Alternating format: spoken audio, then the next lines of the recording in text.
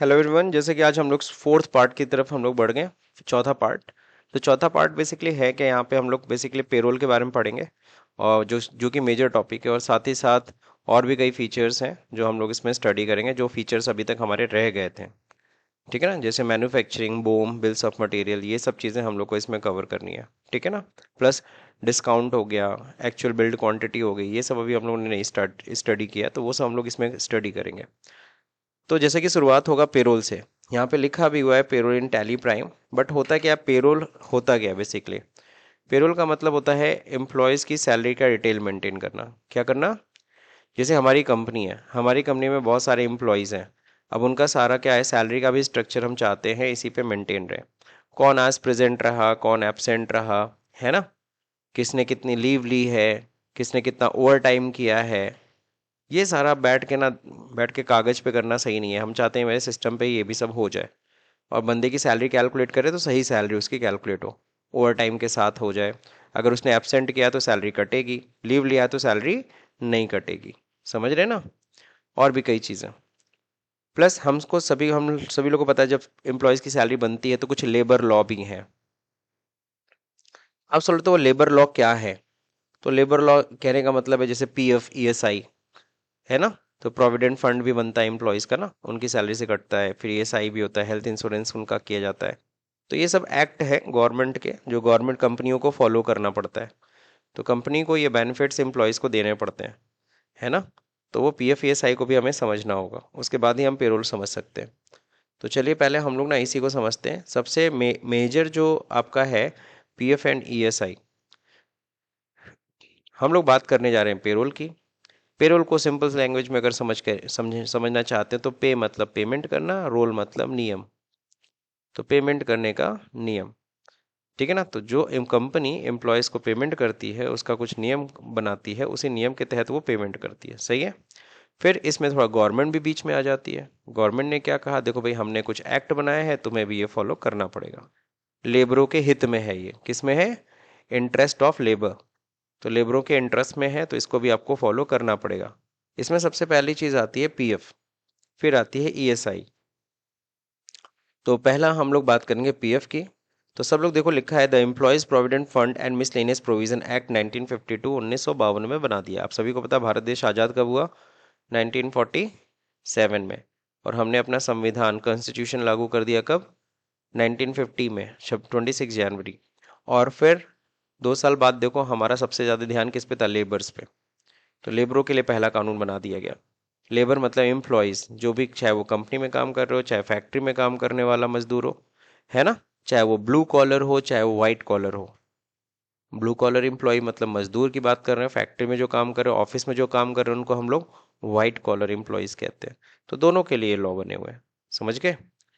क्योंकि उसमें लेबरों की हालत बहुत खराब थी। So is a social security, ये क्यों बनाया गया, किसके लिए? ये सोशल सिक्योरिटी के लिए बनाया गया, समाज की सिक्योरिटी के लिए, सुरक्षा के लिए। Measures aimed at promoting and securing the well being of employees, ताकि एम्प्लॉयज क्या है, ठीक ठाक रहे, और उसको क्या हो, वो कहीं काम करे तो उसको सिक्योरिटी हो कि हाँ भाई मेरा भी भविष्य सुरक्षित है। ठीक है ना। By way of provident fund, किसके थ्रू? प्रोविडेंट फंड के थ्रू। फैमिली पेंशन के थ्रू, किसके थ्रू? फैमिली पेंशन के through. And insurance to them, और उसका इंश्योरेंस भी हो। समझ रहे हो? तो इन सब के जरिए सोशल सिक्योरिटी, यानी कि कह सकते हो सोशल सिक्योरिटी रखी गई, किसके लिए? एम्प्लॉयज के लिए। और ये जिम्मेदारी गवर्नमेंट की थी। तो गवर्नमेंट ने कानून बना दिया। अब कोई कंपनी फॉलो करती, कोई कंपनी फॉलो नहीं करती। तो जो अच्छी कंपनियां थी वो फॉलो कर रही थी, जो खराब कंपनियां फॉलो नहीं करती, तो क्या हुआ, गवर्नमेंट ने सीधे कानून बना दिया, now you need to follow. अब तो तुम्हें फॉलो करना ही करना पड़ेगा, चाहे तुम्हारी इच्छा हो चाहे ना हो। समझ गए कि नहीं समझ गए?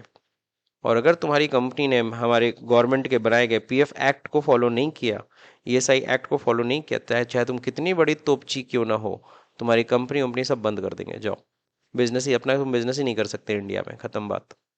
क्लियर है? तो एवरी कंपनी फॉलो दिस, सबके सब ये पीएफ ईएसआई के एक्ट को फॉलो करते हैं। अब चलते देखते इसमें क्या फायदे हैं। The object to act of the act is the institution of the compulsory contribution provident fund। इसमें क्या किया गया? Compulsory contribution to provident fund है to the employees to which both employee and employer would contribute. इस fund में दोनों contribute करेंगे, employ भी करेगा और एम्प्लॉयर भी करेगा contribute. The employees provident fund scheme was accordingly framed under the act and it come into effect from 1st November 1952। कब से लागू हो गया था? So the provision of the Employees Provident Fund and Miscellaneous Provision Act extend the whole of India except the state of Jammu and Kashmir. But now when the Jammu and Kashmir is become union territory, then that is also applicable to them। नहीं समझे? जब से union territory हुआ अब ये PF act वहां पे भी लागू हो गया। Next, applicability PF. आप सभी को पता है जम्मू एंड कश्मीर क्यों बार बार ये बात होती है, क्योंकि जम्मू एंड कश्मीर आपको पता है जब भारत जब आज़ाद हुआ था तो भारत अलग था, पाकिस्तान अलग था, जम्मू कश्मीर अलग था। वो कहा ना हम आपके साथ मिलेंगे ना आपके साथ मिलेंगे, खत्म बात, हम अपना अलग चलाएंगे। तो फिर वहाँ से पाकिस्तान ने क्या किया, उस समय उसके राजा हुआ करते थे चौधरी हरी हरी सिंह नाम था उनका शायद, अगर आपने स्टोरी पढ़ी होगी तो। राजा हरी सिंह तो वही राजा हुआ करते थे और उस समय के उनके पास सैनिक भी वही भाले वाले के साथ होते थे। तो पाकिस्तान ने क्या किया, तुम यहाँ भी नहीं जाओगे ना वहां जाओगे तो लाओ तुमको अपने मिला लेते हैं। तो उन्होंने अटैक कर दिया। जब अटैक कर दिया तो उनके पास तो भाला वाला वाले लोग थे मतलब इनके यहाँ सिपाही थे ही नहीं ढंग से, तो कहाँ लड़ पाते, नहीं लड़ पाते। फिर वहाँ के जो हरी सिंह थे वो आए, फिर जवाहरलाल नेहरू जी से मिले कि भाई देखो भाई अटैक कर दिया, थोड़ा रक्षा वक्षा करो, तुम तो नहीं किए, तो वो तो कब्जा करने पे तुला हुआ है। तो कहता है अच्छा ठीक है हम रक्षा करेंगे आपकी, लेकिन हाँ एक शर्त पे। क्या शर्त है? आपको हमारे साथ मिलना होगा। अच्छा, अब तुम भी चालाकी दिखा रहे हो। क्या चलो ठीक है कम से कम बचाओ पहले उन लोगों से। तब फिर जब तक भारतीय सेना वहां तक पहुंची तब तक उन्होंने काफी हद तक क्या किया था, कश्मीर पे कब्जा कर लिया था काफी हद तक। ठीक है ना, तो जहां पे ये सेना गई वहीं पे उनको वहां पे रोक दी। ठीक है ना। तो एक शर्त के तहत भारत और कश्मीर मतलब जम्मू कश्मीर आपस में मिले थे। तो वो शर्त यही था कि उनका एक शर्त हरी सिंह ठीक है हम आपके साथ मिलने के लिए तैयार है, लेकिन कुछ नियमों का ध्यान रखिएगा, आप जो सारे अपने देश के लिए जो कानून बनाए वो सारा कानून हमारे ऊपर मत लागू करिएगा। यहाँ का लॉ तभी लागू होगा जब यहाँ का जो क्या बोलते हैं उसको विधानसभा वहाँ का जो होता है वो जब तक उसको नहीं परमिशन देता तब तक आप लागू नहीं कर सकते। बात समझे कि नहीं समझे? तो कुछ और भी ऐसी शर्तें थी जिसको एक एक्ट में डिफाइन किया गया, बार बार उस सेक्शन की बात होती है हर जगह, तो वो लोग आप लोग डिटेल में पढ़िएगा। बट इतनी छोटी सी स्टोरी है, मुझे हल्का फुल्का पता है, ज़्यादा नहीं पता इसलिए ज़्यादा नहीं बोल रहा हूँ। आगे देखिए, मिसलेनियस प्रोविजन एक्ट 1952। तो देखो वहां पे नहीं लागू हो पाया था। ठीक है ना, बाद में हालांकि ये पीएफ एक्ट किसके लिए था, एम्प्लॉयज के लिए था, लेबर्स के लिए था, फैक्ट्री के, इवन दो कंपनीज के। एप्लीकेबिलिटी पीएफ, ये पीएफ एक्ट लागू कहाँ होता है? और पीएफ एक्ट लागू करने से पहले इसके फायदे समझ लो। देखो, तुम किसी जगह पे नौकरी करोगे, कब तक नौकरी कर सकते हो? आजीवन तो जॉब नहीं ना कर सकते। कब तक करोगे? 60 साल तक। आफ्टर 60 ईयर कंपनी तो तुमको बाहर कर देगी, बेटा जाओ। कहोगे सर क्यों जाए? आपके अब काम लायक नहीं रह गए, जाओ आराम करो अब जितना तुमको निचोड़ना था हमने निचोड़ लिया। नहीं समझे? तुम जब एकदम जो तुम्हारा गोल्डन पीरियड होता है, जिस टाइम पे तुम सबसे ज्यादा मेहनत कर सकते हो, वो सारा समय तो तुमने दे दिया कंपनी को। और जो आफ्टर 60 है वो क्या कह रहा है, बेटा निकल लो, है ना, बाइज्जत फेयरवेल करता है, आपको अपनी कंपनी से बाहर का रास्ता दिखा देता है। जिस समय तुमको पैसे की और ज़रूरत होती है, क्योंकि जाहिर सी बात है बुढ़ापे में और क्या चाहिए, बुढ़ापे में अब तुम्हें अपना जीवन काटने के लिए तुम्हें क्या चाहिए, पैसे चाहिए ना। तो आफ्टर 60 ईयर बाद तो वो तो तुम्हें रफा दफा करेगा। तो उस टाइम पे तुम्हें पैसे चाहिए होंगे, कहाँ से आएगा पैसा? तब गवर्नमेंट ने बनाया पीएफ एक्ट, प्रोविडेंट फंड, भविष्य निधि। क्या बोलते हैं, जब आप नौकरी करना स्टार्ट करते हो, from the first month of salary जो आपकी बनती है, उसमें आप एक सर्टेन परसेंट आप कंट्रीब्यूट करोगे अपनी सैलरी का। जैसे पढ़ लेते हैं 12%, कितना परसेंट? 12%। तो 12% आपकी सैलरी से कटेगा, एम्प्लॉयर भी 12% देगा। सपोज आपकी 10,000 सैलरी है, 1200 रुपये आपकी सैलरी से कटेगा, 1200 एम्प्लॉयर भी देगा, 2400 रुपये आपके प्रोविडेंट फंड खाते में जाएगा। अब ये प्रोविडेंट फंड मेंटेन कौन करता है? ये करता है गवर्नमेंट। तो गवर्नमेंट के अंडर में डिपार्टमेंट आता है पीएफ डिपार्टमेंट। नहीं समझ में आया? तो गवर्नमेंट डिपार्टमेंट के अंडर में आता है पीएफ डिपार्टमेंट। आप ऐसे समझ लो,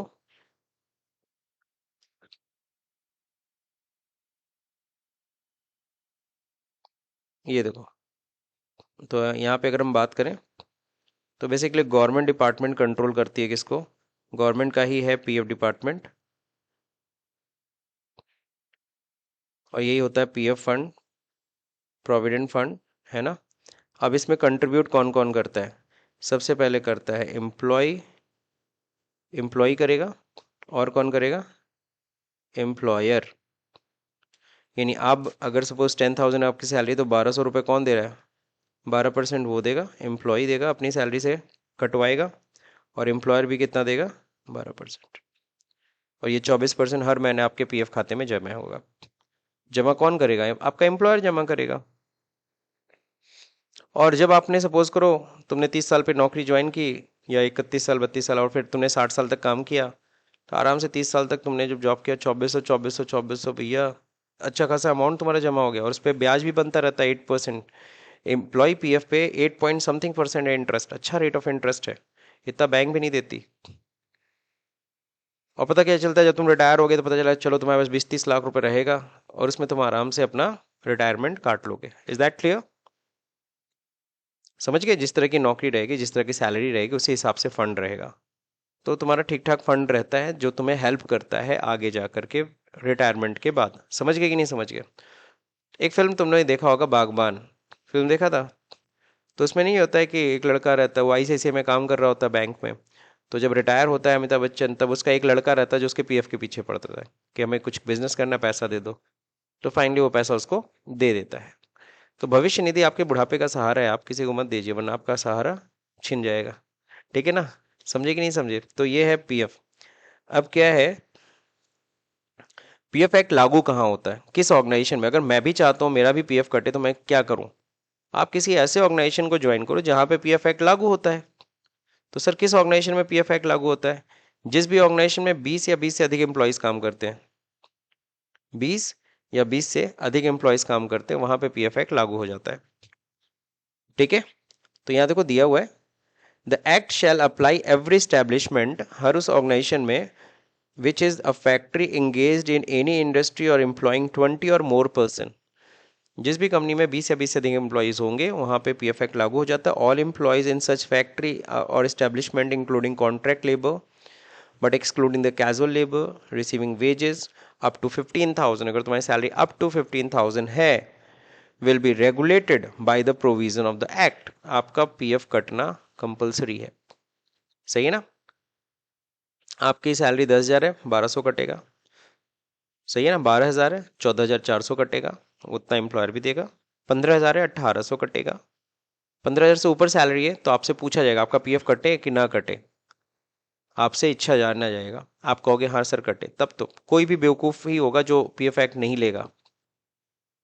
आपकी सैलरी 20,000 हो गई, तब भी आप पीएफ ऑप्ट कर लो। समझ रहे हैं ना? 15,000 का तो कंट्रीब्यूशन जाएगा ना, 1,800 रुपये आपकी सैलरी से कटेगा, 1,800 भले आपकी 20,000 सैलरी, तब भी 1,800 कटेगा। 40,000 तब भी 1,800 कटेगा, एम्प्लॉयर भी 1,800 देगा। अगर तुम ही नहीं कटवाओगे तो एम्प्लॉयर कहाँ देगा? Is that clear? 15,000 तो कंपलसरी है, आप फिर आप अपनी इच्छा जाहिर ही ना करिए, कटने की कंपलसरी है। 15,000 से ऊपर सैलरी तब आपकी इच्छा है, आप चाहे तो कटवाएं चाहे तो ना कटवाएं। Is that clear? कई कंपनियां होती हैं जो हायर वेजेस पे भी करती हैं। 15,000 से ऊपर है, आपकी सैलरी 20,000, चलिए कोई नहीं, हम 12% हम भी देंगे, 2,400, आप भी 2,400 आपकी सैलरी से काटेंगे। और कई जो चीकट टाइप की कंपनीज होती हैं, वो कहती हैं सुनिए 20,000 सैलरी तो क्या, वहाँ लॉ तो कहता है 15,000, हम बस 1,800 देंगे। समझ गए? क्योंकि लॉ कितने पे कहता है? 15,000 रुपए तक पे कंट्रीब्यूट करने के लिए कहता है। तो कंपनी सोचती है मैं क्यों अपना खर्चा बढ़ाऊं, तुमको मैं 20,000 दे रहा हूँ, 20,000 का थोड़ी ना 12 दूंगा, 2,400 रुपये थोड़ी ना कंट्रीब्यूट करूंगा, मैं सिर्फ कितना करूंगा? 1,800। 15,000 का 12% कितना होता है? क्योंकि लॉ कितने तक कहता है? 15,000 तक तो करना ही करना है। Is that clear? चलिए, तो आप समझ गए ना? आपको अगर अपना ही पीएफ आपको भी देखना है तो कैसे ऑर्गेनाइजेशन को ज्वाइन करोगे? कैसे पता चलेगा आपके 20 वहाँ पीएफ एक्ट लागू होता है? बस संख्या देख लो, एम्प्लॉयज की संख्या अधिक होनी चाहिए। पता क्या चला सर, मैं तो ऐसी ऑर्गेनाइजेशन में काम करता हूँ जहाँ तो 25-26 लोग काम करते फिर भी पीएफ किसी का नहीं बनता। तो सर तुम्हारी कंपनी बहुत चालाक है, उसने 2 फर्म बनाई होगी। एक फर्म में दिखाते होंगे 15 एम्प्लॉय, एक में दिखाते होंगे 10 एम्प्लॉय, नहीं समझे? है ऑर्गेनाइजेशन एक ही, लेकिन तब पर भी उसमें कितने फर्म क्रिएट कर दिए? दो। 15 लोग को एक फर्म में एम्प्लॉय किया हुआ है, और 10 लोग को है। 20 क्रॉस नहीं ना हुआ, काहे पीएफ एक्ट लागू करें? बहुत चालू लोग भी हैं यहाँ पे, है ना? लेकिन मोस्ट ऑफ द केसेस में सब लोग करते हैं, ठीक है ना? होता है, पीएफ कटता है। आगे देखिए, वेजेस क्लियर है सबको? वेजेस में क्या क्या शामिल होता है? बेसिक प्लस वेजेस, यही होता है और कुछ नहीं। आगे देखते हैं मेंबरशिप। मेंबरशिप कैसे मिलेगी? जाहिर सी बात है, अगर आपके यहाँ 20 या 20 एम्प्लॉयज काम करते हैं, तो एक तो कंपनी को भी पीएफ एक्ट में रजिस्टर होना होगा, प्लस अपने यहाँ जो भी एम्प्लॉयज ज्वाइन कर रहा है उन सभी को भी पीएफ एक्ट में मेंबर बनाना पड़ेगा। जैसे मेरी कंपनी है, मेरे यहाँ 20 से अधिक एम्प्लॉय, मैं जाऊँगा पीएफ ऑफिस में, अपने आप को रजिस्टर करूँगा, फिर आप सभी लोग का लिस्ट बनाऊंगा एक्सेल पे, कितने एम्प्लॉयज हैं उनको भी, आप लोग को भी इनरोल कराऊंगा। आप सभी लोग का कोड अलॉट होगा। क्या होगा? कोड अलॉट होगा, और वही कोड पे आपका सारा का सारा हिसाब किताब मेंटेन होगा। आज के समय में उसको बोलते हैं यूएएन नंबर। क्या बोलते हैं? यूएएन नंबर, है ना? आधार से लिंक होता है, सब कुछ होता है प्रॉपरली, तो पीएफ एक्ट लागू होता है। समझ गए कि नहीं समझ गए? Unified account number, UAN number, unified account number होता है वो। तो चलिए देखिए, तो ये तो हो गया सर, 20 या 20 से अधिक एम्प्लॉयज काम होता है अगर कंपनी में काम करते हैं, तो आपको पीएफ एक्ट में लागू होगा। अगर 20 से कम है तो क्या हम पीएफ एक्ट नहीं लागू करा सकते? सपोज करो कभी जो एम्प्लॉयर है वो भी कभी एम्प्लॉय था, एम्प्लॉयर भी कभी एम्प्लॉय था, तो उस केस में एम्प्लॉयर कहता है चलो हमारे 12 एम्प्लॉय, तब भी हम पीएफ एक्ट लागू करेंगे, आप सभी को बेनिफिट दिलाएंगे। तो चाहे अपनी इच्छा से वॉलेंट्री भी चाहे तो पीएफ एक्ट ऑप्ट कर सकता है। जरूरी नहीं है 20 क्रॉस करे तभी, वो तो लॉ बना दिया, इतना क्रॉस करते तो करना ही करना है। उससे कम पे भी कराना चाहते हो करा सकते हो, वो कंपनी के ऊपर है। आपको पता है ये चीज एकदम दिमाग में क्लियर हो रही होगी कि पीएफ मेंटेन करना मतलब एम्प्लॉयर का एक एडिशनल एक्सपेंस। अब वो एडिशनल एक्सपेंस कंपनी करना चाहती है कि नहीं करना चाहती, ये आप समझ लो। 20 से अधिक एम्प्लॉय होंगे तब तो कंपलसरी है, तब तो सब मजबूरी है, करना ही करना है। जैसे तुमको टैक्स देना तुमको अच्छा लगता है नहीं, लेकिन टैक्स देना पड़ेगा अगर ज़्यादा कमाओगे तो।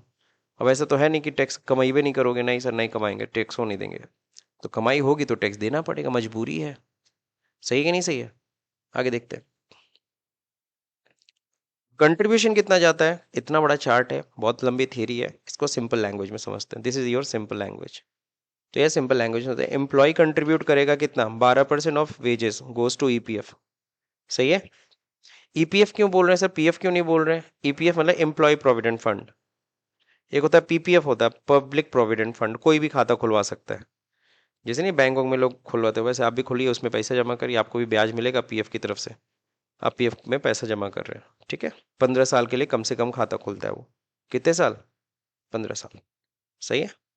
तो वो सब है, ठीक है। पीपीएफ अकाउंट है पब्लिक के लिए, और ईपीएफ सिर्फ किसके लिए? एम्प्लॉयज के लिए, उसके लिए नौकरी करनी पड़ेगी। समझ गए?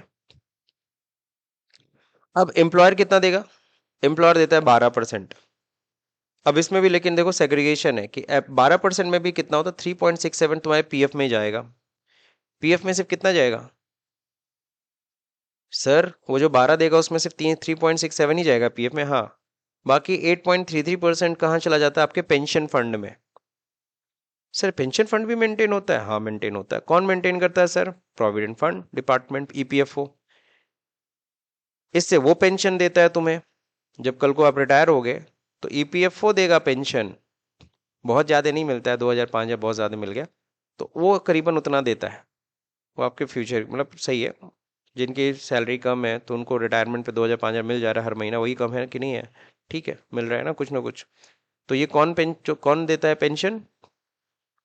ईपीएफओ देता है। तो पेंशन फंड में आपका पैसा जा रहा है सर, उसी फंड से देगा, अपनी जेब से पहले उसी से देगा, ऐसा कुछ नहीं है। आगे देखिए और क्या देगा एम्प्लॉयर? एडमिनिस्ट्रेटिव चार्जेस भी देगा। अभी देखो इधर देखे थे, इन लोग का सारा हिसाब किताब कौन मेंटेन कर रहा है? PF department. इसने तो गवर्नमेंट फालतू में अपना सरदर्द लेगी, हर जगह ऑफिस बना रखी है, हर जगह खर्चा हो रहा है, वो खर्चे का पैसा कौन देगा जी? तुम सारी कंपनियां हैं, तुम सब कंपनियों चला रहे हो, तुम लोग के सारे एम्प्लॉयज का पीएफ का हिसाब किताब हम मेंटेन कर रहे हैं, तो फोकट में मेंटेन करेंगे?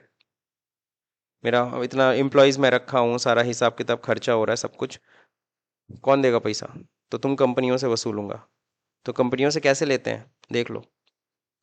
तो उसके लिए हम लेते हैं एडमिनिस्ट्रेटिव चार्जेस। क्या लेते हैं? कौन लेता है? गवर्नमेंट लेती है। कितना लेती है? 0.5% ऑफ वेजेस। एम्प्लॉय के वेजेस का 0.5% कौन देगा? एम्प्लॉयर देगा। आपसे नहीं, एम्प्लॉय से नहीं लिया जाएगा। ये पैसा कौन देगा? एम्प्लॉयर अपने जेब से देगा। ईडीएलआई भी देगा। सर ईडीएलआई क्या है? Employee deposit linked insurance. EDLI, employee deposit linked insurance. ये भी 0.5% आपके वेजेस का जाएगा। ये भी कौन देगा? अकेले आपको नहीं देना, एम्प्लॉय को नहीं देना, सिर्फ एम्प्लॉयर देगा। ठीक है। ये इससे क्या फायदा होता है सर? ईडीएलआई में होने से क्या, अगर एक कंट्रीब्यूशन भी आपका जमा है, मान लो 1 महीना तुमने काम किया, एक ही कंट्रीब्यूशन गया होगा, मान लो 10,000 सैलरी थी, 1200 2400 फंड में जमा होगा, अचानक बंदे की एक्सीडेंट हो गया, बंदे की डेथ हो गई, है ना, तो पीएफ से तो बस 2400 मिलेगा, उससे ज़्यादा तो कुछ मिलेगा नहीं। लेकिन ईडीएलआई में अगर इंश्योरेंस रहेगा तो 3 लाख रुपए तक उसके घर की फैमिली को मिल जाएगी तुरंत। समझ रहे हो? तो ये ईडीएलआई तो हो ही जाएगा, आपको नहीं करना, वो तो अपने आप जमा करता ही करता है, एम्प्लॉयर है उस इंश्योरेंस के लिए। पहले 50,000 था, फिर बढ़ा के इसको और अमाउंट किया, इस समय 3 लाख रुपए करीबन कर दिया। तो ठीक है, एक तरह का इंश्योरेंस है। क्या है? एक तरह का इंश्योरेंस है। इसमें किसी को कोई दिक्कत नहीं ना?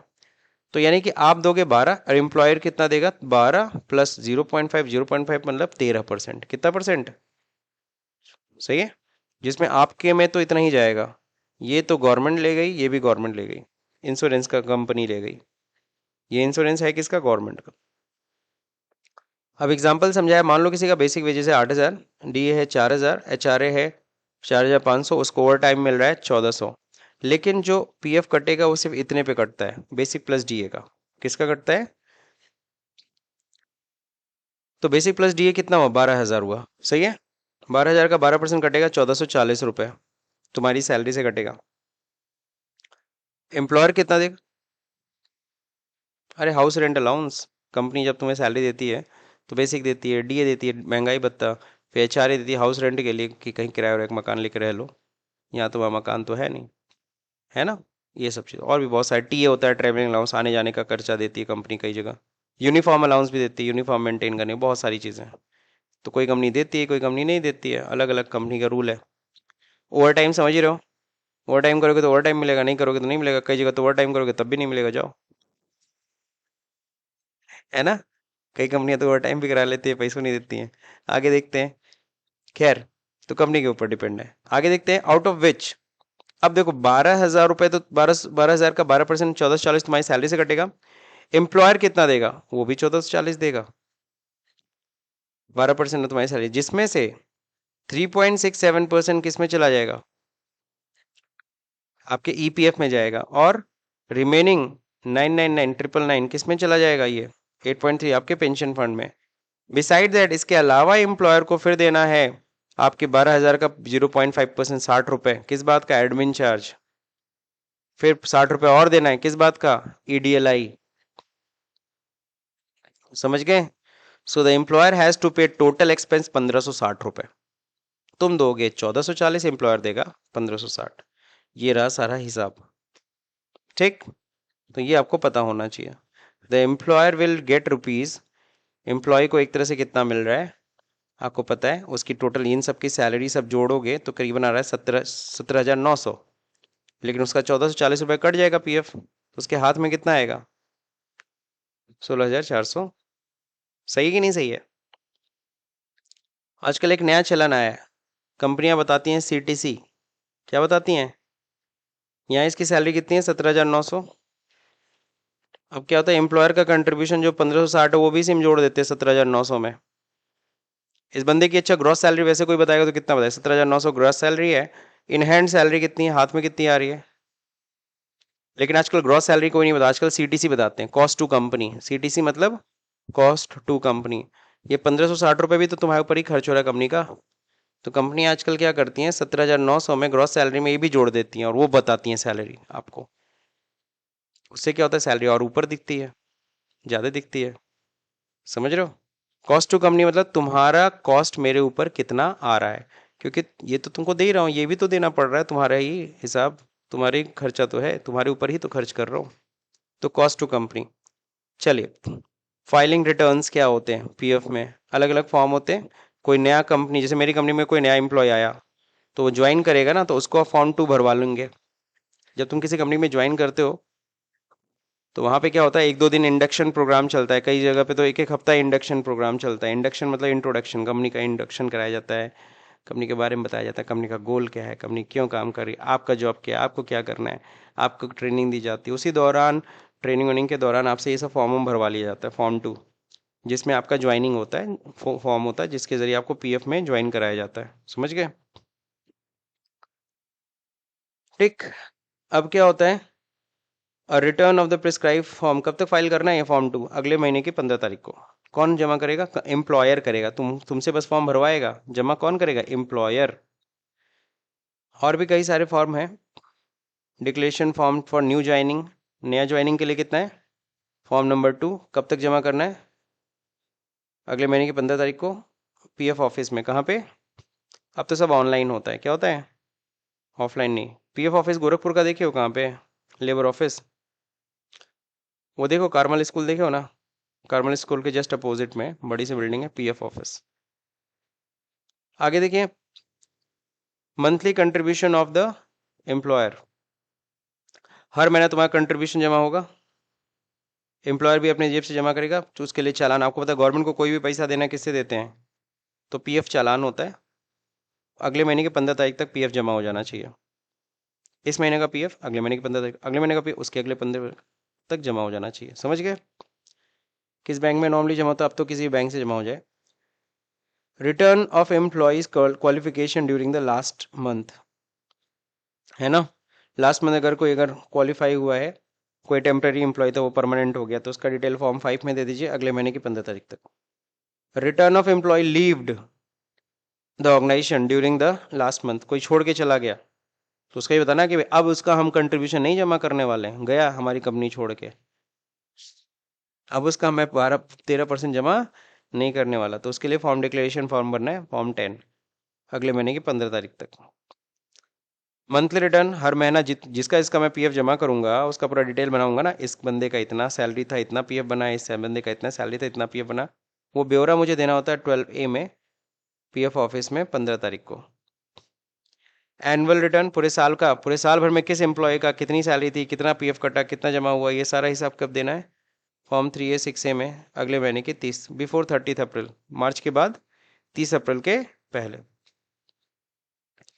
ट्रांसफर ऑफ पीएफ अकाउंट, ये काम कर रही थी पहले मेरी कंपनी में, तो इनका पीएफ जा रहा था, इनको इन्होंने ऑफर दिया, भाग गई इस कंपनी में। समझ रहे हैं? चली गई उस कंपनी में, और उस कंपनी में अब काम कर रही हैं। तो अब मैं तो पीएफ जमा नहीं करूंगा, अब पीएफ इनका जमा हो रहा होगा। तब ये सोचेंगी जो इन्होंने जितना पीएफ मेरा काटा उटा है, पैसा वैसा जमा है, तो इनका पीएफ तो मैं जमा करवा रहा था ना अभी तक। मान लो इनका 2 लाख रुपए पीएफ बना हुआ है, 4 साल इन्होंने काम किया था हमारी कंपनी में, तो 2 लाख पीएफ है इनका। अब ये सोचेंगे ना वो पीएफ क्या करें, निकलवा लें, तो निकलवाने के लिए निकलवा भी सकती हैं। फिर जब इधर ज्वाइन करेंगे तो फिर एक नया पीएफ खाता खुलेगा, तो वो तो बड़ा ड्रामा है। पीएफ अकाउंट ट्रांसफर करा लो, क्या कर लो, तो जो 2 लाख रुपए है पीएफ अकाउंट, मेरे पीएफ अकाउंट से इधर ट्रांसफर हो जाएगा। नहीं समझे? वो ज़रूरी होता है, वो ज़रूरी। तो उसके लिए फॉर्म कौन सा भरते हैं? 13 ऑनलाइन हो जाता है। हम लोग बहुत सारे एम्प्लॉयज़ का भरते हैं। तो पता चलता है कोई एम्प्लॉय, कोई केस आया, सर हमको पीएफ निकलवाना है, हम क्या, अच्छा ठीक है निकाल देंगे। बताओ, आजकल जैसे पीएफ का ना होता है कि आपको पैसे की ज़रूरत है तो आप पीएफ का एडवांस उठा सकते हो। आपके पीएफ खाते में 4 लाख रुपए पड़ा है, तो हाँ सर हमें 2 लाख चाहिए, ठीक है निकाल देंगे। बात समझे कि नहीं समझे? तो उसमें से निकल जाता है पैसा, आप एडवांस उठा सकते हो। बैंक वोंक से लोन लेने की जगह अपना अपने पीएफ से ही अपना पैसा निकाल के कुछ काम वाम कराना है करा लो। तो हम लोग निकलवाते हैं पैसा। तो उसमें क्या होता है कि पता क्या चलता है, केस जैसे ही आया, बंदे ने 4 कंपनी में काम किया था, 4 पीएफ खाते में पैसा है अलग अलग, अभी तक ट्रांसफर ही नहीं हुआ है। अभी जो प्रेजेंट काम करेगा वो पीएफ खाता ये है, चौथा नंबर। अब ये यहाँ पे कंपनी छोड़ के आ गया, इधर भी पैसा, इधर 40,000 पड़ा है, इधर 60,000 पड़ा है, इधर 80,000 पड़ा है। अब इन सबको पहले उठा के पहले इधर ट्रांसफर करेंगे, तब यहाँ से निकाल पाएंगे। नहीं समझ में आया? तो फॉर्म 13 भरना पड़ेगा सबके लिए, तब जाके पैसा यहाँ ट्रांसफर होता है, तब यहाँ से पैसा विड्रॉ कर पाओगे। 1-2 केस अभी मेरा इसी तरह से अटका है, 2-3 एम्प्लॉयज़ हैं जिनको पीएफ निकालना था, तो उनका फॉर्म 13 मैंने फाइल कर दिया है। अभी पेंडिंग चल रहा है, मतलब इन द सेंस जैसे ट्रांसफर होगा हो जाएगा। तो फॉर्म 13 हम लोग भर देते हैं फटाक से उनका, और पैसा चाहिए उनको निकालना है, विड्रॉ फॉर्म होता है उसके लिए। फाइनल सेटलमेंट होता है तब जब कंपनी छोड़ के जा रहे हो तुम, मतलब हो गया रिटायरमेंट, अब निकल गया, अब नहीं करना काम उम करना, तो फॉर्म 19 होता है, 10C होता है, 10D होता है, ये सब। Withdraw of money from EPF, ये फाइनल सेटलमेंट, मतलब अब भाई गया, रिटायर हो गया, अब हमारी तरफ से कोई इनका हिसाब किताब नहीं करना। अब विड्रॉ तुमको करना है तो इसके लिए फॉर्म 16 होता है, फॉर्म 16 जिसके जरिए आप अपना पीएफ का पैसा विड्रॉ करते हो। ये किसके लिए? एम्प्लॉय के लिए। अभी तक ये सारे फॉर्म किसकी तरफ से पढ़ रहे थे? कंपनी के पॉइंट ऑफ व्यू से, कंपनी। अब ये किसके पॉइंट ऑफ व्यू से? ये एम्प्लॉय, फॉर्म 16। अब पेंशन कैसे मिलेगा? If you have attend the 50 year age, 50 साल की एज तुम्हारी हो गई है, and if you have completed total service 10 year, दोनों में से कोई भी एक शर्त कंप्लीट कर लो, या तो तुमने 10 साल काम कर लिया हो, या तो तुम्हारी 50 साल की एज हो गई हो, या फिर more. If you are not getting any other EPF pension, कोई और पेंशन वेंशन नहीं मिलता तुम्हें, तो फॉर्म 10D होता है, उसमें अप्लाई करना होता है एम्प्लॉय को ईपीएफ ऑफिस में, है ना? या फिर अपने लास्ट एम्प्लॉयर जहाँ काम किया हो लास्ट, वहाँ पे आप तुम अप्लाई कर दो।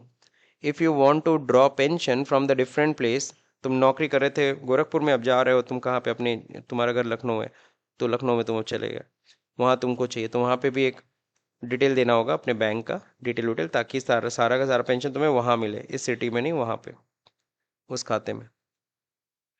Pension distribution through PF office, post office, post office से तुम्हें पेंशन मिलेगा। बहुत लोग नहीं देखते, पोस्ट ऑफिस जाते हैं पेंशन के लिए। Through same designated bank only, Indian Bank, SBI, Indian Overseas Bank, HDFC, ICICI, UTI, इन सब बैंकों से मिलता है। आजकल तो और भी कई बैंक इसमें अटैच हो गए। Four situation when the pension can be applied for. पहला नंबर सुपर एनुवेशन। सुपर एनुवेशन क्या शब्द है? जब आप रिटायरमेंट की एज को पकड़ लेते हो। कौन सी एज पे आ गए तुम? 58 year age or more, at least 10 year of service, और साथ ही साथ आपकी 10 साल कम से कम सर्विस होनी चाहिए, कम से कम। तो आप पीएफ, आप पेंशन के लिए अप्लाई कर सकते हो। सुपर एनुवेशन की एज हो गई तब अप्लाई कर सकते हो। डेथ ऑफ द मेंबर हो गया तब उसकी फैमिली वाले अप्लाई करेंगे, समझ रहे हो? परमानेंट डिसेबिलिटी हो गया तो भी अप्लाई कर सकते हो। परमानेंट डिसेबिलिटी, अब नहीं काम करने लायक है, तब उसको पेंशन पीएफ की तरफ से मिलता है। No pension can receive more than EPF pension, है ना? एक से ज्यादा ईपीएफ पेंशन आपको नहीं मिल सकता है, यानी 4 जगह पीएफ खाता, 4 जगह पेंशन नहीं हो सकता। ट्रांसफर ऑफ अकाउंट आपको पता ही, फॉर्म 13 बता ही दिया मैंने। एम्प्लॉय डिपॉजिट लिंक्ड इंश्योरेंस के बारे में बता दिया। बेनिफिट कितना? अच्छा सॉरी, 3 लाख नहीं है जी, सॉरी, कम है। 7 लाख बहुत हो गया, क्यों जी? 7 लाख का इंश्योरेंस है एम्प्लॉय का, अगर उसका एक भी पीएफ जमा हो गया तो उसका इंश्योरेंस हो गया। कल को डेथ होती है फैमिली को, तुरंत 7 लाख रुपए दिया जाएगा। सर ये गवर्नमेंट का इंश्योरेंस है, गवर्नमेंट का इंश्योरेंस जानते हो, शानदार होता है, ठीक है ना? आगे देखिए, द मिनिमम मंथली पेंशन कितना मिलता है? अगर ईपीएफ से मिलता है तो मिनिमम पेंशन 1,000 है, 1,000 से कम नहीं, है ना? मिनिमम पेंशन नॉर्मली ये होती क्या है, ये तो पढ़ लेना तुम लोग खुद से। Insurance coverage to a member increase 3 lakh, पहले 3 लाख था, बढ़ा के कितना किया गया? 7 लाख। ये तो था पीएफ का हिसाब। तो पीएफ बढ़िया चीज है ना एम्प्लॉय के लिए, उसके लिए भविष्य निधि तैयार हो रहा है। आप भी लोग कहीं काम करना है तो बढ़िया ऐसी कंपनी में काम करें जहाँ पे 20 से अधिक एम्प्लॉय काम करे, तो तुम्हारा भी पीएफ मेंटेन होगा, है ना? आगे देखिए, एम्प्लॉयज स्टेट इंश्योरेंस, ये भी है। अभी तक किसकी बात करे थे? आपका भविष्य हम सिक्योर कर रहे थे। मैं अपनी तरफ से बोलता हूँ पीएफ का मतलब फ्यूचर सिक्योरिटी, अपना फ्यूचर को सिक्योर कर रहे हो तुम, समझ रहे हो? कुछ पैसा जमा कर रहे हो, अब बैठ के निकालो मत। बहुत से लोग निकालते हैं, हम, अच्छा नहीं लगता किसी का पीएफ विड्रॉ करवाना, लेकिन हम करवा देते हैं क्योंकि हमको फीस देते हैं, है ना? फीस नहीं देते तो नहीं करवाते हैं। मतलब पीएफ का पैसा कोई जल्दी नहीं निकालना चाहिए, छोड़ दो उसको, भूल जाओ, क्योंकि कल को वही काम आएगा। और अभी सब निकाल के खा जाओगे तो क्या फायदा बचेगा क्या फ्यूचर के लिए? अब तुम कह रहे सर कल कोविड आ जाएगा तो क्या करेंगे फ्यूचर का, इसीलिए सर अभी खा ले रहे हैं। तो ठीक है, खा लो, कोई दिक्कत नहीं, ठीक है ना? भविष्य किसने देखा है? चलिए, अब ईएसआई क्या है? ईएसआई फ्यूचर सिक्योरिटी नहीं है, क्या है? हेल्थ सिक्योरिटी है। क्या है? ये सिर्फ एम्प्लॉय को हेल्थ सिक्योरिटी नहीं देता, ये एम्प्लॉय के साथ साथ उसकी फैमिली को भी हेल्थ सिक्योरिटी देता है। ये ऐसा इंश्योरेंस है जिसमें आप अपना ही नहीं अपनी फैमिली को भी उसमें कवर कर रहे हो। ठीक है। तो the main objective of the employ state insurance act कब बना था? 1948। सोचो भारत देश आजाद कब हुआ? 1947। अभी संविधान भी नहीं बना था तब तक ही बन गया एक्ट। कौन सा एक्ट? हाँ। सोचो ये सही एक्ट कितना इंपॉर्टेंट हुआ हो। यानी उस समय फैक्ट्री में लेबर्स के साथ बहुत गलत होता था। सही है ना? उनको सिक्योरिटी देने के लिए ये लॉ बनाया गया 1948। जैसे भारत देश आजाद हुआ सबसे पहले देखो लेबर का ध्यान रखा गया कि भैया तुम्हारे लिए पहले तो हेल्थ का पहले ध्यान देना है। ठीक है। तो 1948 में बना दिया गया वर्कर्स के लिए, मेडिकल रिलीफ के लिए, सिकनेस कैश बेनिफिट के लिए, मैटरनिटी बेनिफिट के लिए फॉर वुमेन वर्कर्स, और पेंशन टू द क्या डिपेंडेंट ऑफ द डिजीज्ड। अगर किसी की डेथ हो गई तो उसके फैमिली मेंबर्स को भी पेंशन दिया जाए ईएसआई के थ्रू। किसके थ्रू? ईएसआई के through. And the compensation of fatal और या फिर अदर एम्प्लॉयमेंट इंजरी, अगर किसी को हो गई ना नौकरी के दौरान कोई इंजरी हो जाती थी पहले फिल्मों में नहीं, पुरानी फिल्मों में देखो राजेश खन्ना फैक्ट्री में काम कर रहे हैं हाथ चला गया, है ना? पुरानी फिल्मों में ऐसा दिखाता था कि नहीं था? तो उस समय सच में ऐसा होता था यार, इतना सेफ्टी मेजर नहीं थे। आज के समय में इतना सेफ्टी मेजर्स हैं, पहले इतने सेफ्टी मेजर्स नहीं थे, तो ऐसा मैक्सिमम होता था, इसीलिए तो फिल्में बनती थी, उसी पे स्टोरी बना देते थे सब। खैर, where the workman is offered under the ESI scheme, no compensation could be claimed from his employer. अगर तुम्हारी कंपनी ने ईएसआई से कनेक्ट कर दिया तुमको, तो तुम कंपनी के खिलाफ कुछ भी नहीं कर सकते। अब तुमको सारा पेमेंट कौन करेगा? ईएसआई। कुछ समझे कि नहीं समझे? तो ये कंपनी के लिए भी रिलीफ था। किसके लिए रिलीफ था? कंपनी के लिए भी फायदा है ना। मैं कंपनी हूँ, मैंने ईएसआई से जुड़ गया, मैं आप लोग का ईएसआई कंट्रीब्यूट करता हूँ, तो कल को अगर एम्प्लॉयमेंट इंजरी या कुछ भी होता है तो मेरे को कोई टेंशन नहीं लेना, अब ईएसआई विल पे। मैं तुम्हारा सारा मेहनत करूँ, मैं क्लेम करवा के तुमको पैसा दिलाऊंगा। सही है कि नहीं सही है? This is the point. तो ये है हेल्थ सिक्योरिटी। कहाँ लागू होता है ये एक्ट? कहाँ लागू होता है? ऑल फैक्ट्रीज नॉन सीजनल और यूजिंग पावर एंड एम्प्लॉइंग 10 और मोर, जहां पे बिजली यूज हो रहा है, 10 से अधिक भी अगर एम्प्लॉय काम करता है, 10 या 10 से अधिक, तब भी लागू हो जाएगा। फैक्ट्री की बात कर रहा हूँ। किसकी बात कर रहा हूँ? फैक्ट्री। यहाँ तो 10 है, बाकी सारे ऑर्गेनाइजेशंस में कितना है? 20। वही जो पीएफ वाला रूल था। जैसे shop, hotel, restaurant, cinema, motor transport undertaking, newspaper establishment, employing 20 or more person, वहां पे ईएसआई एक्ट लागू हो जाता है। ESI Act implemented area-wise by the stages and now has been implemented in all the state except Nagaland, Manipur, Tripura, Sikkim, Arunachal Pradesh, Mizoram. It is also implemented in the Union Territory Delhi, Chandigarh, Pondicherry. इन सब जगहों पे implemented है। किस जगह पे implemented नहीं है? देख लो, ये लोग इस जगह पे इम्प्लीमेंटेड नहीं है।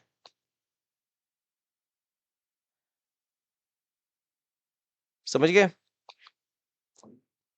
नहीं होगा कुछ, लॉ होगा कुछ, आई डोंट नो, बट इसके लिए थोड़ा सा और पढ़ना पड़ेगा स्टोरी। वो तो हरी वाला सिंह वाला मैंने स्टोरी बता दिया था, इनका स्टोरी तो देखना पड़ेगा मुझे। ठीक है।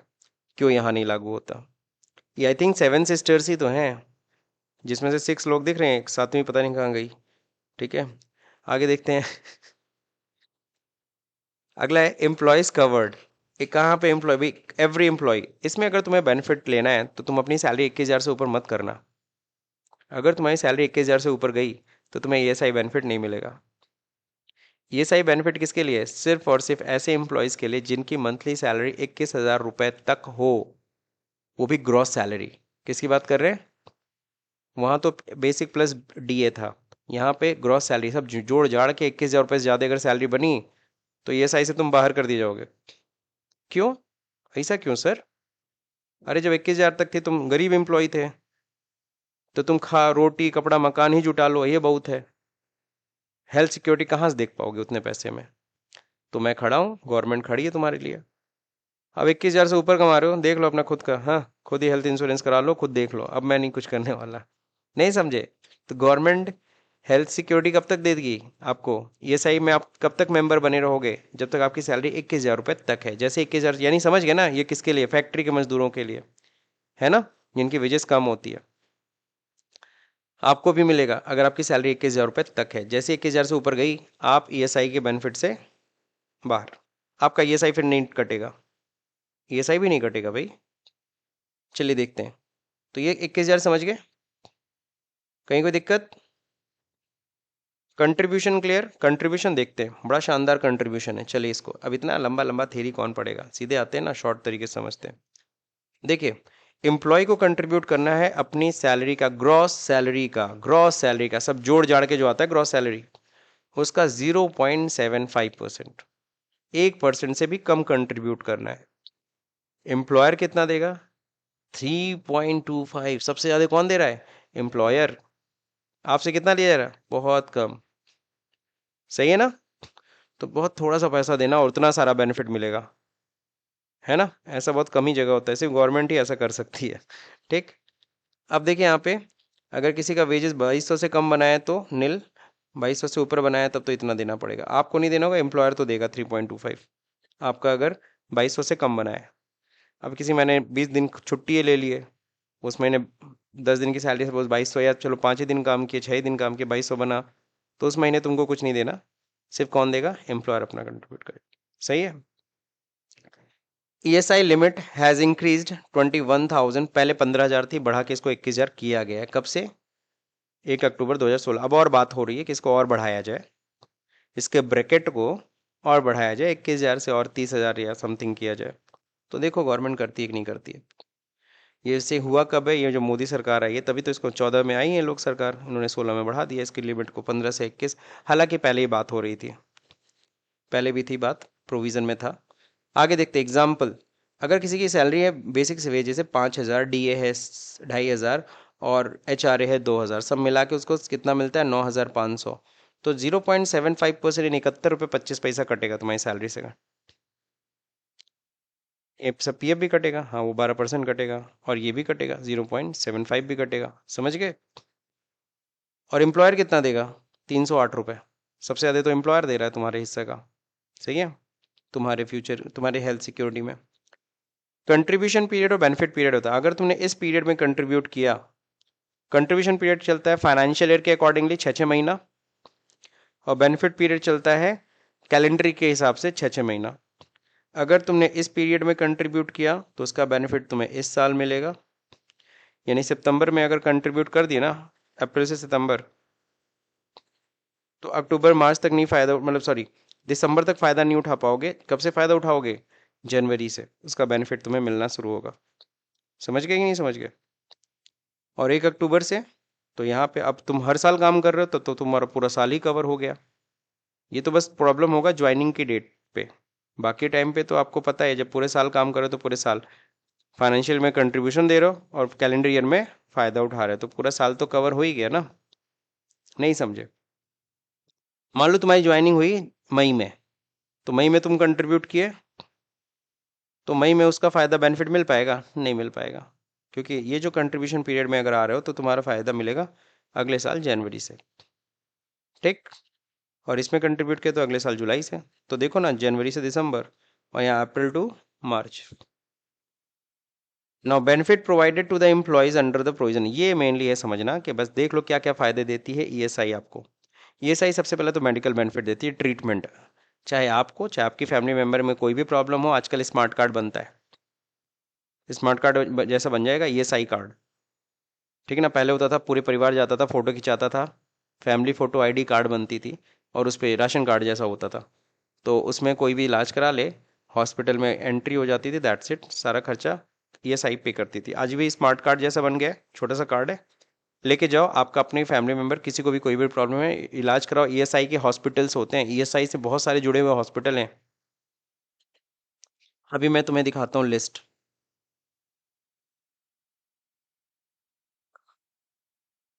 ईएसआई हॉस्पिटल तुम्हें देखना है इन गोरखपुर ओनली। तो ईएसआई हॉस्पिटल जो तुमको मिलेगा, ईएसआई डिस्पेंसरी इन गोरख उत्तर प्रदेश, ईएसआईसी डॉक्टर्स इन गोरखपुर, ये सारा का सारा है। अब ईएसआई के अपने खुद के भी हॉस्पिटल होते हैं, Chiranjeevi hospital, Aryan hospital, ESIC dispensary भी है, Bombay hospital research, Brijlal hospital research, ESIC की अपने खुद के भी डिस्पेंसरीज होते हैं, ठीक है ना। स्टार हॉस्पिटल भी कनेक्टेड है, जेपी हॉस्पिटल भी ईएसआई से कनेक्टेड है, आनंद लोग भी ईएसआई से कनेक्टेड है। क्या चाहिए तुम्हें, जाओ कार्ड लेकर के, ठीक है ना, इलाज करा लो। इसमें तो कम लिस्ट, ये तो जस्ट डायल वाली लिस्ट खुली है फालतू का। List of ESI hospital in Uttar Pradesh ये तो आ रहा है, हालांकि गोरखपुर आना चाहिए था।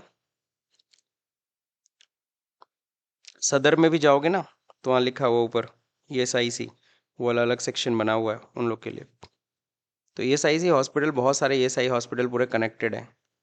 तो आप तुम देख सकते हो इसमें बहुत सारे हॉस्पिटल्स हैं, पूरी लिस्ट है सर, मतलब अच्छी खासी लिस्ट है। छोड़िए ये सब पे क्या जाते हैं हम लोग, वापस आते हैं टॉपिक पे। तो ट्रीटमेंट पहले तो करा सकते हो फ्री ऑफ कॉस्ट, सही है, कार्ड के थ्रू। किसको किसको, इंश्योर्ड पर्सन और उसके साथ उसकी फैमिली। सिकनेस बेनिफिट होगा सर, बीमार पड़ गए, काम नहीं कर पा रहे हो, नहीं सर, नहीं जाओगे काम पे, नहीं सर, पैसा चाहिए, हाँ सर, मजदूरी मिल जाती है। तो तुम अगर सपोज करो किसी फैक्ट्री में अगर 30 दिन नहीं काम करोगे तो तुम्हारी सैलरी तो कट होगी, तो वो सैलरी कहाँ से फिर मिलेगी, तो ईएसआई तुमको उस दिन की सैलरी देगा। वो जो मजदूरी का नुकसान हुआ वो मजदूरी का पेमेंट कौन कर देगा, ईएसआई। कितना दिन मैक्सिमम कर सकता है, साल भर में मैक्सिमम कितने दिन का पेमेंट ले सकते हो, 91 डेज। और इससे ज़्यादा नहीं, नहीं कि 365 दिन बीमार थे, ऐसा भी नहीं है। साल भर में मैक्सिमम कितने दिन का, 91 दिन, सही है ना। और 6 मंथ में मैक्सिमम कितने दिन, 78 डेज, ठीक है ना।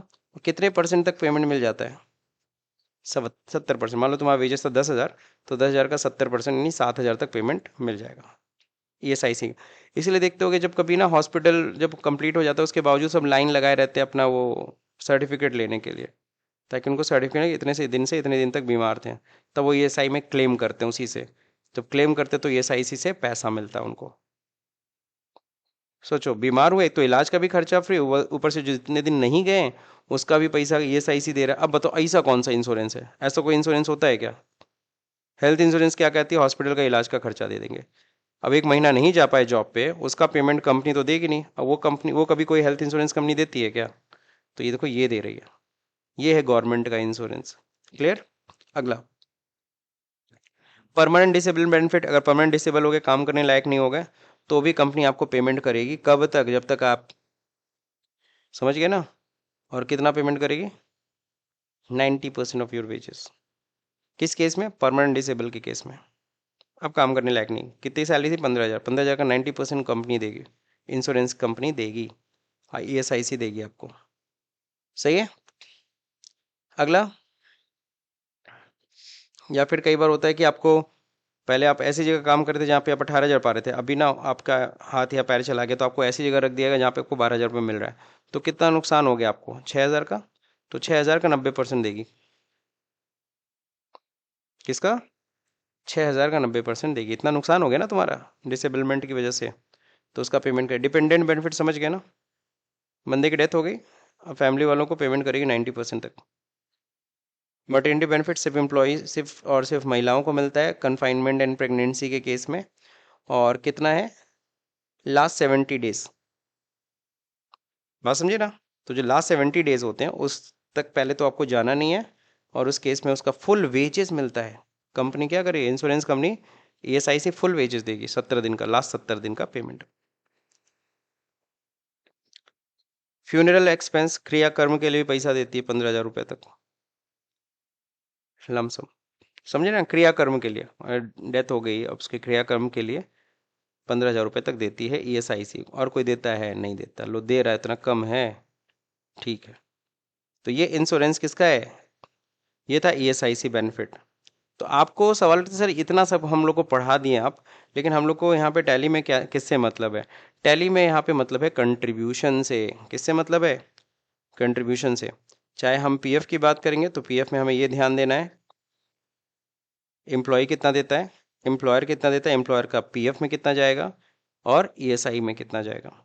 फिर एडमिनिस्ट्रेटिव चार्ज कितना जाएगा, 0.5, ईडीलाई कितना जाएगा, 0.5। आपको इससे मत, इस टेबल से मतलब। और आपको बता दूं कई बार इंटरव्यूज में पूछते हैं, अच्छा टेल मी ईडीलाई में कितना कंट्रीब्यूट होता है, तो तुमको बोलना पड़ेगा 0.5% सर, है ना। एडमिनिस्ट्रेटिव चार्जेस किसका लगता है, पीएफ का एडमिन चार्जेस कितना है, 0.5%। समझ रहे, ये परसेंटेज पूछते हैं, खासकर ये नहीं तनिष्क में इंटरव्यू होता है जब कराते हैं कई बार, तो देखा ये क्वेश्चन पूछते हैं, पता नहीं क्या कराना होता होगा कैलकुलेशन। अगला ईएसआई का कंट्रीब्यूशन भी ध्यान है तुम लोग को। एम्प्लॉय को कितना देना है, 0.75, एम्प्लॉयर कितना देगा 3.25, दोनों मिला कितना जा रहा है 4%। सही है, तो बस इससे मतलब है। तो कल अब हम लोग इतना पढ़ लिए हैं कि अब इस लायक हो गए कि टैली पे पेरोल स्टार्ट कर सके। ठीक, तो इसमें हम लोग सबसे पहले एम्प्लॉय का मास्टर्स तैयार करेंगे, पेरोल मास्टर्स तैयार करेंगे, सैलरी टेल रेडी करेंगे, देन पेरोल प्रोसेस करेंगे। पेरोल प्रोसेस मतलब पेरोल की एंट्री, सैलरी ड्यू करना, तब जाके करेंगे। तो पहले तो सबसे इंपॉर्टेंट क्या होता है, मास्टर्स रेडी करना। ठीक है, तो एक्टिवेटिंग पेरोल इन टैली प्राइम, पहले तो कंपनी क्रिएट कर लीजिएगा। टैली में पेरोल कैसे एक्टिवेट करते हैं ये प्रोसेस दिया है। फिर ये कुछ पीएफ की डिटेल आपको भरनी पड़ेगी। ये क्या है, कंपनी का जो रजिस्ट्रेशन नंबर है पीएफ में, फिर ईएसआई में जो रजिस्ट्रेशन नंबर है, कितने दिन वर्किंग डेज माने जाते हैं, 26 दिन, सही है ना। फिर पेंशन स्कीम का जो रजिस्ट्रेशन नंबर है, फिर इनकम टैक्स का डिटेल विटेल, जो भाई साहब यहाँ पे रिस्पॉन्सिबल है पीएफ ईएसआई को लेकर के। फिर ये सब क्रिएट, ये सब इनेबल कर लीजिएगा। तो कल से हम लोग यहाँ से स्टार्ट करेंगे क्रिएशन ऑफ, जैसे पेरोल ऑन करते हो ना, पेरोल मास्टर एकदम अलग ही खुलता है। जैसे नहीं अकाउंटिंग में आता है लेजर वेजर क्रिएट करना, इन्वेंट्री में आता है आइटम आइटम क्रिएट करना, उसी तरह से नीचे एक आएगा पेरोल मास्टर। तो पेरोल मास्टर में अलग ही ये सारे ऑप्शंस आते हैं। तो इसमें एम्प्लॉय कैसे क्रिएट करते हैं, एम्प्लॉय ग्रुप कैसे करते हैं, अटेंडेंस, पे हेड, ये सब हम लोग को सीखना है। So we will learn it tomorrow, not today. ये कल हम लोग स्टडी करेंगे, आज के लिए इतना काफ़ी है मेरे ख्याल से। कंसेप्ट समझ में आ गया, थ्योरी समझ में आ गया। अभी आप लोग मैम से डिस्कस कर लीजिएगा, बुक कब इशू करेंगे, और तब तक आप लोगों को मैं सॉफ्ट कॉपी भेज देता हूँ ताकि आप घर पे स्टडी कर लेना। तो मैं इसकी सॉफ्ट कॉपी आप ग्रुप में सेंड कर रहा हूँ। ठीक।